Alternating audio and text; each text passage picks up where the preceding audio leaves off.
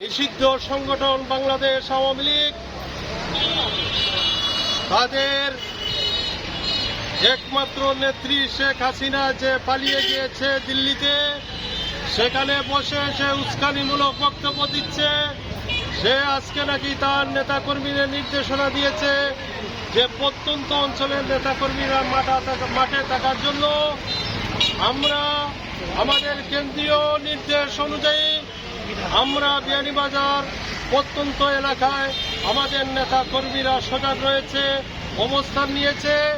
যদি এই নিষিদ্ধ সংগঠনের আওয়ামী লীগ, যুবলীগ, ছাত্রলীগ, স্বেচ্ছাসেবক লীগ, শ্রমিক লীগ কেউ যদি মাঠে নামে, বিএনপির যে কেউ মাঠে অবস্থান করুক, আমরা তাদের সবাই ঐক্যবদ্ধভাবে সেই সন্ত্রাসীদেরকে আমরা প্রতিহত করব।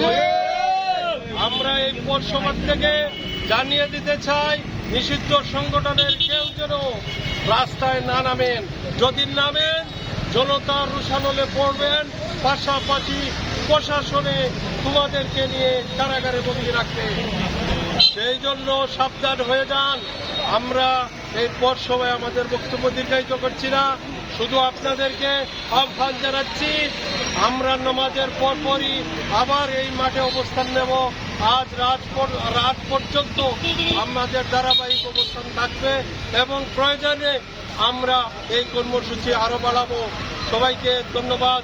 এখন আপনাদের সম্মুখে